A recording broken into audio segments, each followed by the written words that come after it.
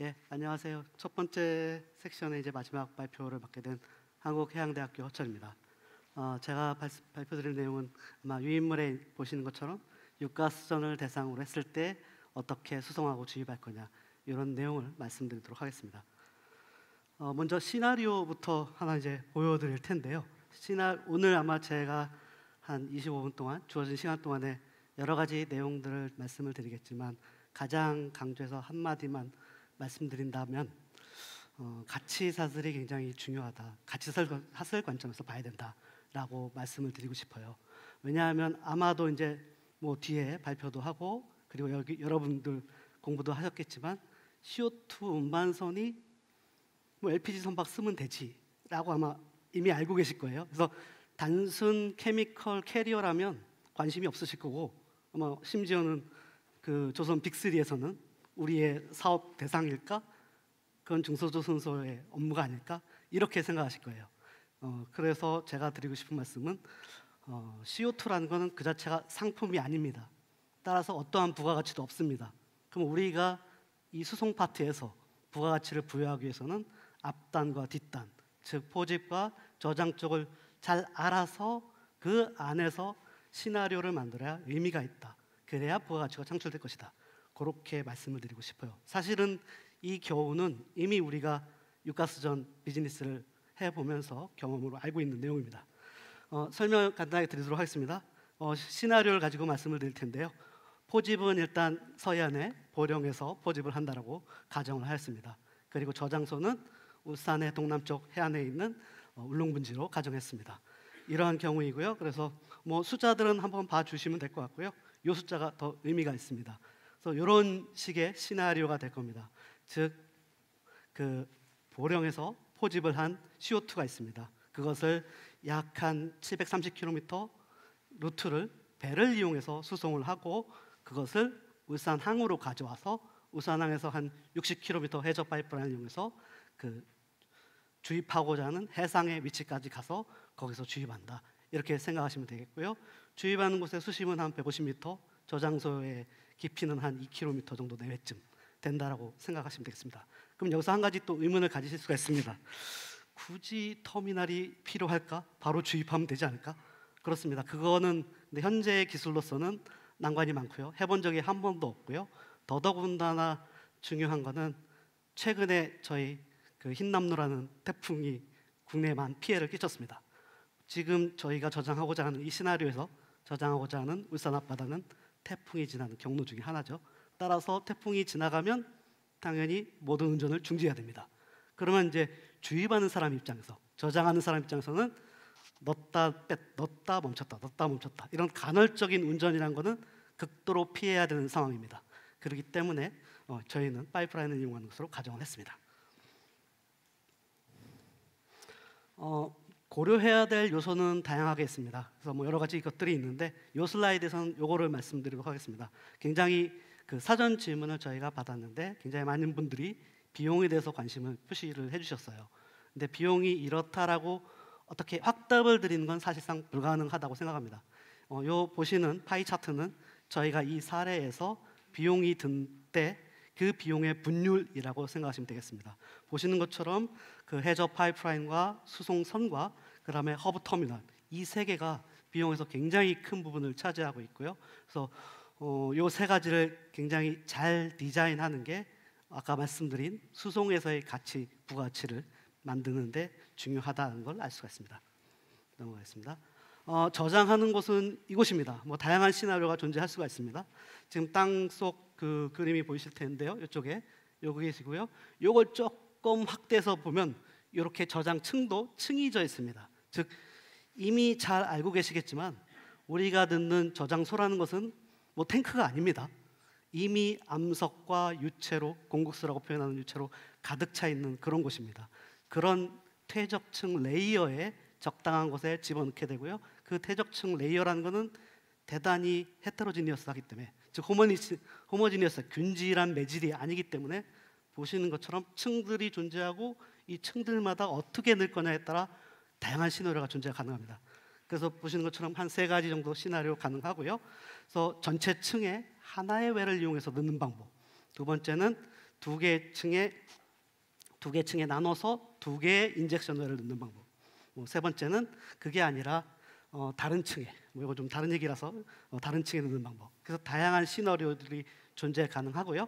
오늘 드린 말씀은 첫 번째 거, 하나의 웰을 이용해서 넣는 방법에 대해서 말씀을 드리도록 하겠습니다. 앞서 말씀드린 상황이랑 연계해서 말씀을 드리면, 지금 이 그래프를 먼저 이해하시면 좀 도움이 될 것 같은데요. 왼쪽이 먼저 이쪽이 압력이고요, 이쪽이 온도고 이쪽이 파이프라인이 되어 있습니다. 출발은 여기라고 생각하시면 됩니다. 즉 여러분이 허브 터미널이 여기 있고, 허브 터미널에서 여러분이 CO2를 파이프라인을 이용해서 땅속까지 집어넣는다라고 생각하시면 되겠습니다. 그러면 여기는 표현이 안 됐지만 포집된 CO2는 통상 대기압의 상온 근처입니다. 그 화력발전소 기준으로, 화력발전에서 포집된 CO2는 대략 그 정도 조건입니다. 반면에 저장지 조건에서는 보시는 것처럼 100도 가까이, 그리고 압력은 270바, 어마어마하게 높은 압력의 높은 온도 조건입니다. 반면에 포집은, 그러니까 우리가 받은 CO2는 상온의 대기압, CO2의 최종 목적지는 고온 고압. 근데 뒤에 언급이 되겠지만 배는 심지어 마이너스 50도씨를 쓰자라는 이야기도 있습니다. 그러면 온도 압력 레인지로 봤을 때 굉장히 어려운 복잡한 문제가 되겠습니다. 그래서 앞서 말씀드린 것처럼 전체 가치 사슬을 기술적인 관점에서 어떻게 우리가 디자인하냐에 따라 만들어지는 부가가치는 완전히 다를 것입니다. 그래서 이 내용이 중요하다라고 저는 생각을 하고 있고요. 더군다나 주입은 굉장히 그 저장소에 종속적입니다. 무슨 말이냐면, 예를 들어 우리가 넣는 곳이 기존에 오일이나 가스가 있던 곳이라면 기존의 압력 히스토리가 존재합니다. 예를 들어 이 상단의 그림을 보시면 압력이 Y축은 압력이 되겠고 X축은 시간이 되겠습니다. 즉 처음에 거기에 오일이나 가스 같은 유체가 있었는데 우리가 생산을 함에 따라 유체가 없어지고, 따라서 압력이 우측 하단으로 점점점 감소되는 걸 의미합니다. 그러면 저기에 우리가 CO2를 넣겠다. 일단은 선박이나 주입하는 사람 관점에서는 크면 클수록 좋습니다. 스케일에 의한 경제성이 확보가 되기 때문이죠. 하지만 저 압력, 즉 이 궤적 이상의 압력으로 집어넣으면 그 내부의 안전성은 담보할 수가 없습니다. 즉 이 궤적 이하로 우리가 이하의 압력을 따라가면서 넣는다면 안전성은 굉장히 담보할 수 있는 거죠. 무슨 말인고 하니, 이미 오일앤가스 필드, 그러니까 유가스전이라는 곳은 거기에 오일이나 가스가 수백만 년 이상 저장되어 있었다는 걸 전제한 것입니다. 따라서 그 조건을 우리가 만족시켜 주면서 CO2를 넣는다면 굉장히 안정적으로 적당한 양의 CO2를 저장할 수 있을 것이다, 격리할 수 있을 것이다. 따라서 그 조건에 굉장히 종속돼서 우리는 그 시나리오를 짜고 설계를 해야 된다, 이런 것을 알 수가 있습니다. 자, 그리고 또 하나는 시간도 물론 중요한데 운전 상황도 고려해야 됩니다. 예를 들면 다시 앞서가서 예를 들면 이제 이 사이트를 10년이나 20년 우리가 활용을 하겠다. 그러면 10년, 20년 동안 한 번도 쉬지 않고 내내 운전할 수는 없습니다. 메인터넌스가 필요하겠죠, 당연히. 따라서 어느 순간에 끄고 어느 순간에 다시 운전하고, 이런 작업들이 필요할 겁니다. 그러면 이 앞서 그림과 이 그림에서 보여주는 것처럼 중요한 바는 해저 파이프라인은 이런 라인을 따라가게 될 겁니다. 즉 대체로 가스 레이어, 즉 가스이거나, 그러니까 수송하고 저는 CO2의 상태는 사업 초반부에는 가스 상태, 사업 후반부에 가서는 액체에 가까운 덴스한 그 초임계 상태가 될 거고요. 반면에 땅속 조건은 고온 고압이므로 초임계 상태입니다. 그러면 어딘가에서는, 즉 사업 초반부 어딘가에서는 기체와 액체를 가로지르는 상의 변화가 발생해야 됩니다. 그러면 생각을 해보면 해저 파이프라인 구간에서 상이 변하거나 또는 주입정 내에서 상이 변하거나, 이런 거는 전체 운전자 관점에서는 굉장히 피해야 될 상황이죠. 즉 이 기자재와 이 기자재는 항상 적당한, 우리가 예측 가능한 운전 조건에서 움직여야 됩니다. 하지만 초임계라는 것은 아시는 것처럼 CO2의 초임계 상태에서 대략 예를 들면 그 스페시픽히 비열 같은 경우에는 수천 배 이상의 변화가 발생합니다. 따라서 상변화는 우리가 컨트롤러블한 곳에서 이루어져야 된다. 그래서 이제 이 상태 여기서는 탑 사이드에서 그걸 일으키는 것으로 설정을 하였고요. 그래서 예를 들면 이제 아까 이제 운전 관점에서 말씀드렸는데 블로우다운을 하고 난 후에 압력이 이렇게 낮아지면 뭐 다시 초크 밸브를 열고 닫고에 따라 어떻게 운전이 될 것인가 이런 것들도 다 그 설정을 미리 해야 됩니다. 지금부터는 선박에 대해서 말씀을 드리도록 하겠습니다. 뭐 선박에 대해서는 이미 많이 어느 정도 배경 지식이 있을 거라고 생각을 하고 말씀드릴 텐데요. 크게 언급되고 있는 건 한 3가지 조건입니다. 보시는 것처럼 낮은 압력에 낮은 온도, 뭐 중간 압력에 중간 온도, 그다음에 좀 고압 조건들 이렇게 말씀을 회자가 되고 있고요. 요거를 현재 운전 중이거나 또는 연구 단계에 있는 선박들을 정리한 표인데요. 국외에서 발표된 논문입니다. 지금 붉은색으로 박스 친 부분이 현재 운행 중인 선박입니다. 보시면 아시겠지만 현재 운항 중인 선박은 대부분 소용량의 음식료 그레이드의 그 CO2를 운반하는 선박입니다.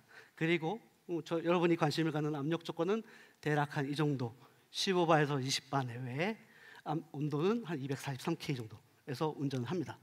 반면에 연구 단계인 대용량 CO2 수송선의 경우에는 조금 더 낮은 압력에 좀 더 저온 쪽에 가 있습니다.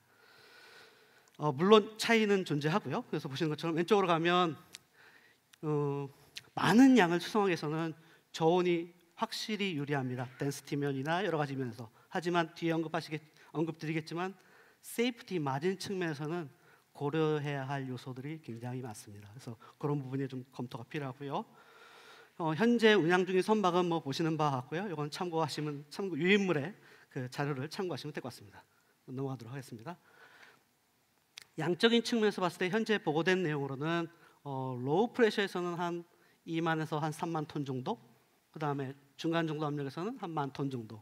물론 이제 이 더 크게 이 하이 프레셔에서는 뭐 양을 키우는 게 제한이 있을 거라고 생각합니다. 아시는 것처럼 이제 하이 프레셔에 가면 바틀 타입을 써야 되고 그러면 이제 좀 곤란하죠, 무게 관점에서.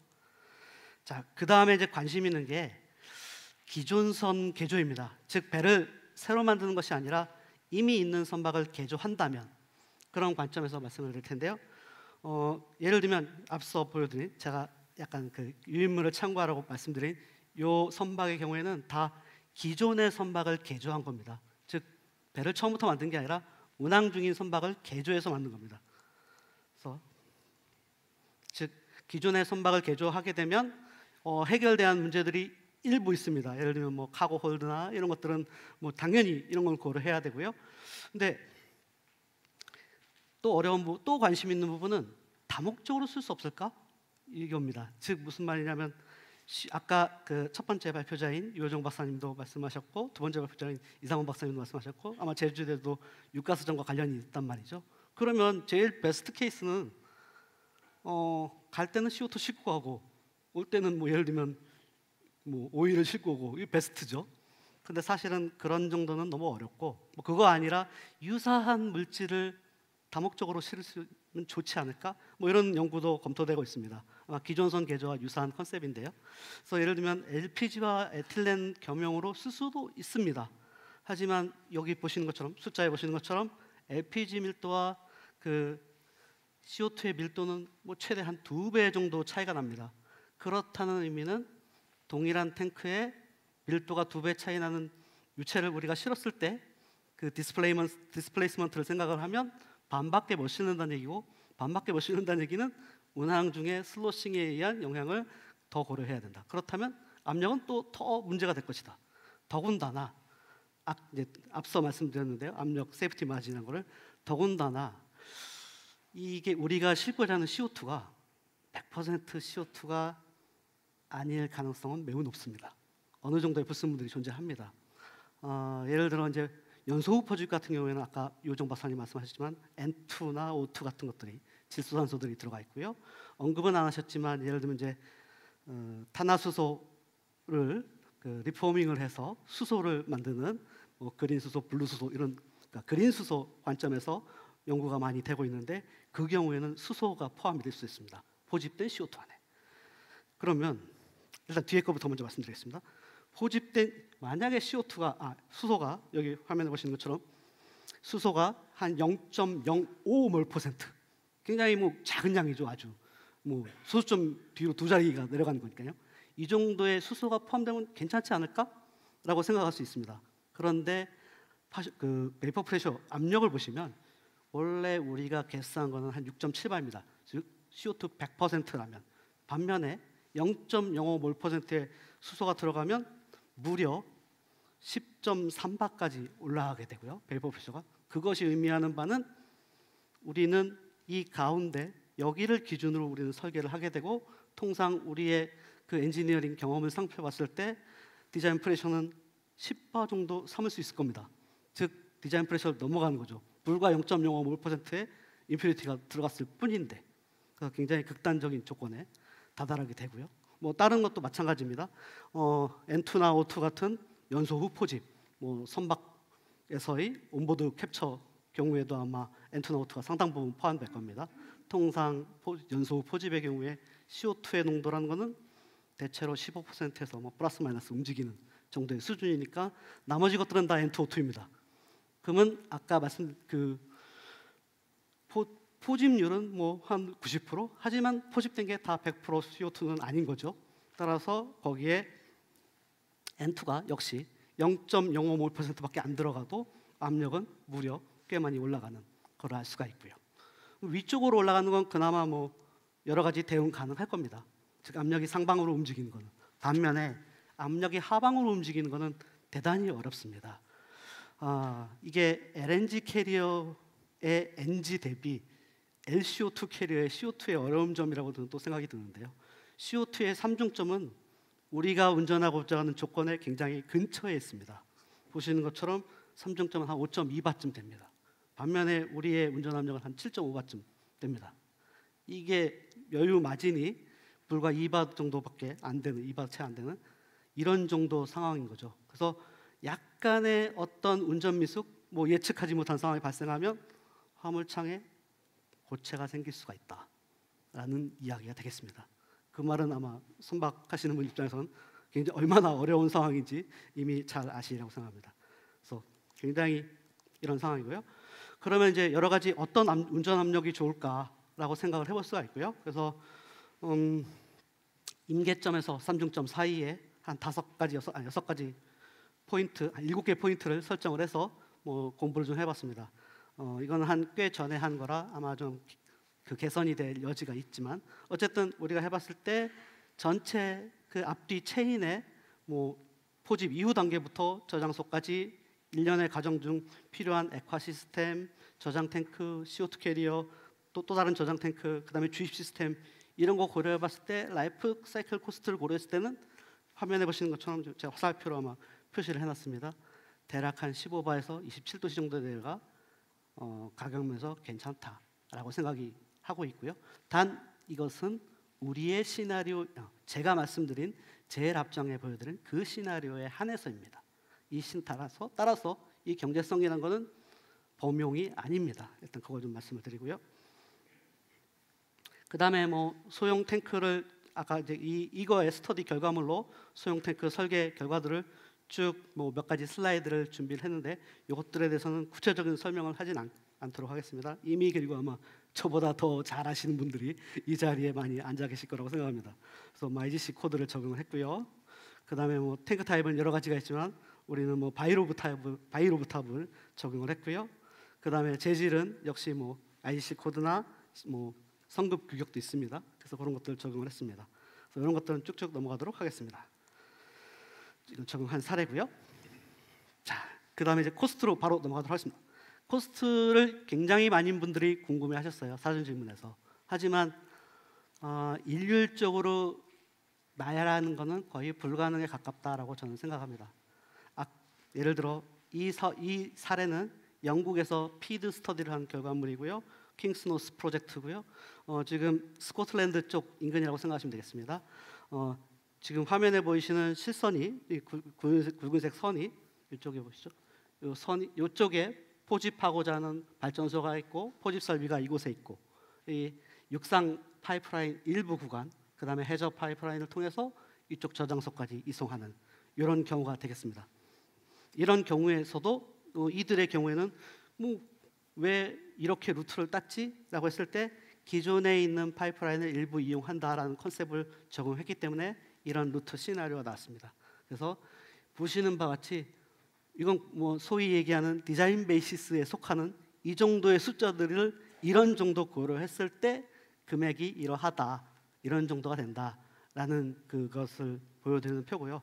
그래서 결국 뭐 이게 답이 될 수는 없습니다. 아마 여러분이 관심을 가지는 어떤 사업 시나리오, 뭐 밸류 체인이 있으시다면 그 사업 시나리오, 그 밸류 체인에 적용된 조건들을 면밀히 살펴보시고 그 조건에 부합할 때 그 값을 이용하셔서 쓰시는 게 좋겠다고 말씀을 드리겠습니다. 저장소 관점에서는 더더군다나 그렇습니다. 지금 이 그림은 굉장히 재미있는 그림인데요. 맨 왼쪽에는 온쇼에 ONS는 온쇼를 의미합니다. 즉 저장소가 육상에 있고요. 그 다음에 DOGF는 Depleted Oil Gas Field입니다. 즉 유가스전에 넣을 때. 그리고 LEG는 리가시, 기존에 있는 인프라를 우리가 사용할 수 있느냐 없느냐. 즉 가장 비용이 작게 되는 경우는 톤당 한 3.3 유로쯤 되고요.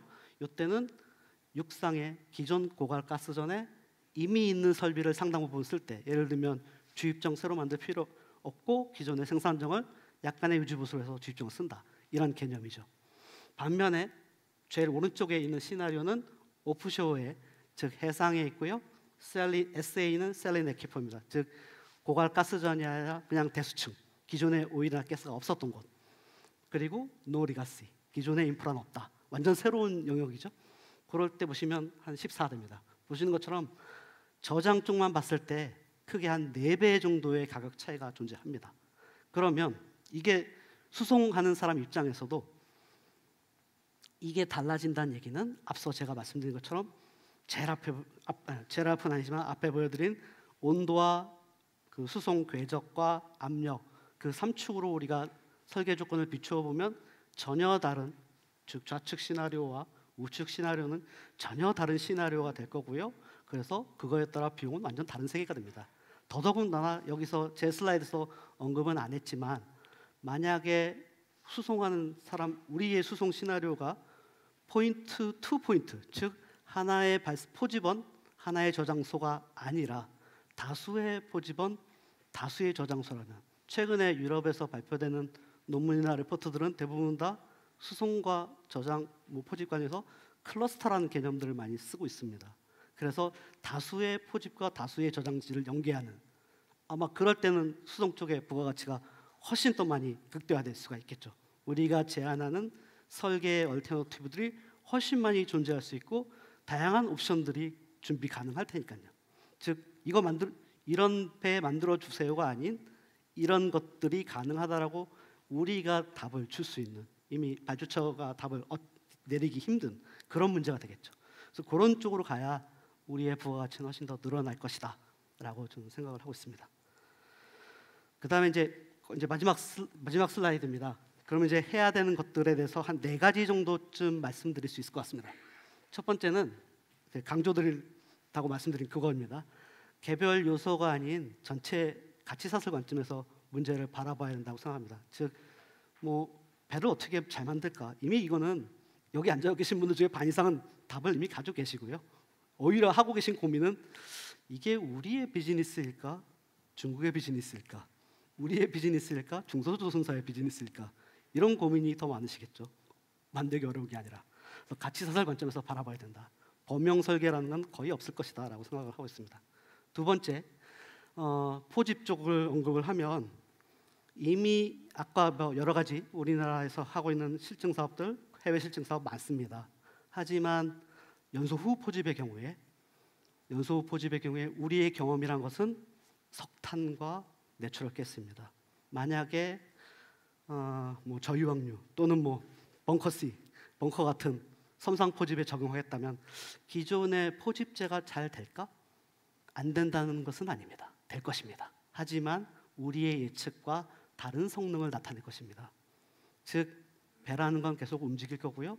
하지만 흡수 반응이라는 것은, 또는 흡착 반응이라는 것은 기체와, 즉 배가스와 액체, 흡수제의 계면에서 열 및 물질 전달에서 일어나는 건데 만약에 우리가 패킹 타입이 아니라 트레이 타입 반응 탑을 쓴다면 배의 움직임에 따라 계면의 두께, 계면의 움직임, 유체의 움직임은 많이 영향을 받을 거고요. 심지어는 여러분 이미 알고 계십니다.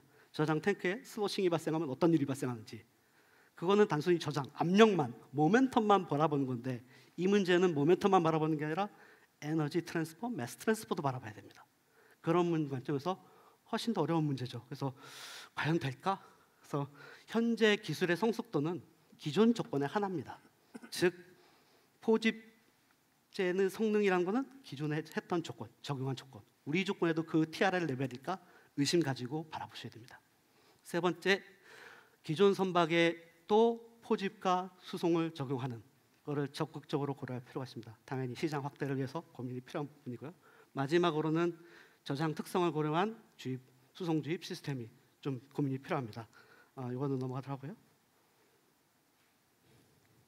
마지막 슬라이드. 예를 들면 아까 처음에 보여드린 제가 보여드린 시나리오에서는 저장소의 수심은 한 150m였습니다. 만약에 우리의 저장소가 수심이 깊은 딥시 영역에 존재한다면 고정식 설비는 사용할 수 없을 것입니다. 그럼 부유식 설비를 써야 되고 부유식 설비를 쓴다면 수송이나 주입 관점에서 시스템은 완전히 다른 부가가치가 될 겁니다. 아마 가격으로 코스트로 따져도 공이 2개 정도는 더 붙지 않을까 생각을 합니다. 따라서 이러한 것을 여러 가지 앞뒤 특성을 고려한 주입을 바라보시는 것이 좋겠다라고 이렇게 마지막으로 한 번 더 강조를 드리도록 하겠습니다. 이상으로 발표를 마치겠습니다. 고맙습니다.